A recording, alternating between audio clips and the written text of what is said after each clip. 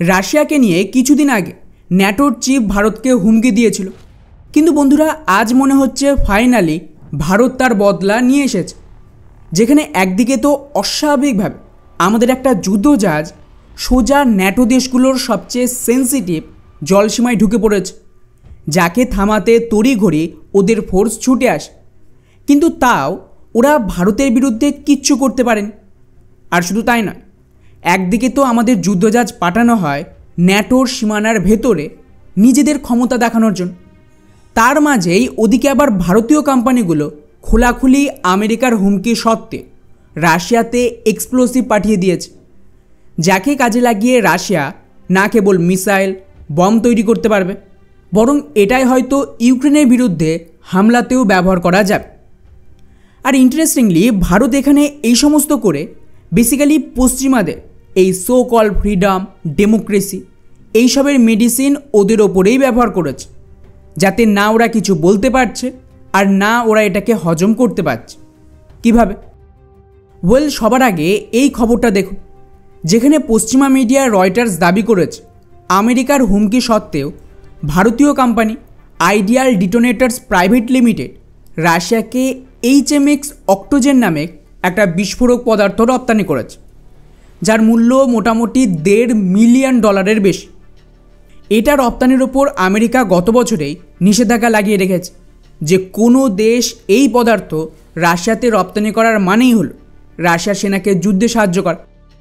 কেননা পেন্টাগনের defence technical information সেন্টারের দাবি অনুযায়ী এই HMX পদার্থ সরাসরি ব্যবহার করা যায় সামরিক অস্ত্র তৈরিতে।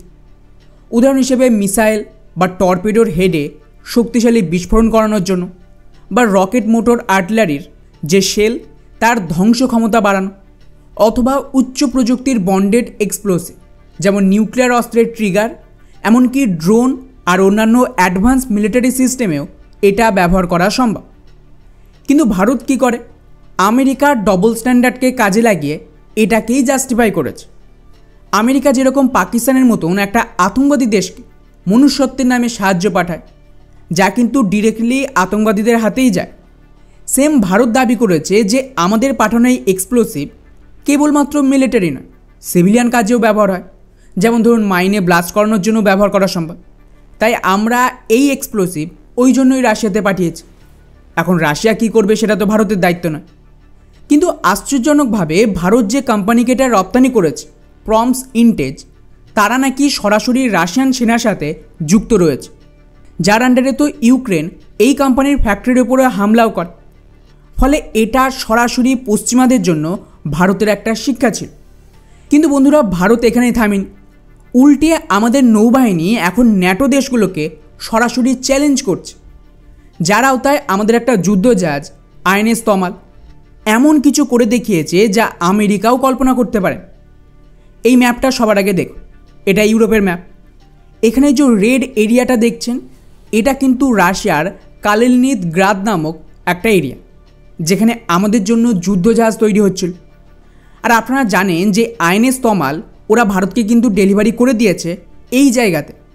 এখন হিসেব মতন এটা সোজা এই এরিয়া থেকে ভারতে ফিরে আসা উচিত। আর এখানে আসার জন্য কেবলমাত্র একটাই রাস্তা রয়েছে, সেটা হলো এদিকে ডেনমার্ক প্রণালী দিয়ে উত্তরে যাও। উল্টো দিকে খেয়াল করেন, আর কোনো রাস্তা নেই, পুরোটাই ব্লক।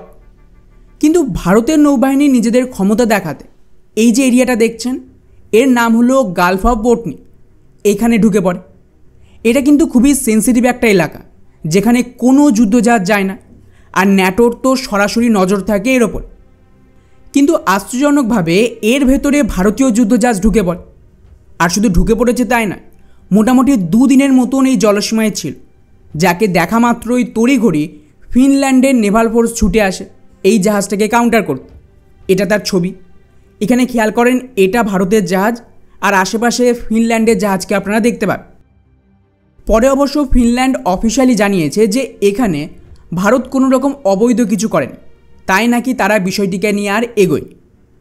এখন আপনি জাস্ট ভাবুন, এরকম একটা সেন্সিটিভ এরিয়া যেখান দিয়ে বেরোনোর কোনো রাস্তা নেই, এখানে নিজেদের যুদ্ধজাহাজ পাঠানো আর ওখানে ঘোরাঘুরি করার কী মানে দাঁড়াচ্ছে? ডেফিনেটলি ভারত নিজের ক্ষমতা দেখাচ্ছে। এটা কিন্তু রাশিয়ার কালিনিনগ্রাদ থেকে একেবারেই উল্টো দিকের রাস্তা, তার মানে ইচ্ছাকৃতভাবেই ভারত নিজের যুদ্ধজাহাজ এখানে পাঠিয়েছে, যা খুব সম্ভবত ন্যাটো দেশগুলোর জন্য একটা মেসেজ ছিল।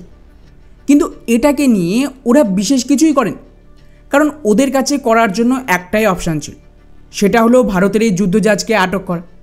আর যদি ওরা এটা করতো, তার মানে মিলিটারি কনফ্লিক্ট শুরু করে দিল ভারতের সাথে। আর একটু মনে করেন, এই ধরনের কাজ একমাত্র আমেরিকা করত। ওরা বহুবার নিজের যুদ্ধজাহাজ ভারত বা অন্যান্য দেশের জলসীমায় পাঠিয়ে দেয় ফ্রিডমের নামে। কিন্তু মুশকিল হলো ভারতের জলসীমা আরব সাগর, ভারত মহাসাগর দিয়ে যাওয়ার রাস্তা, তাই এদিকে আসা খুব একটা অস্বাভাবিকও নয়।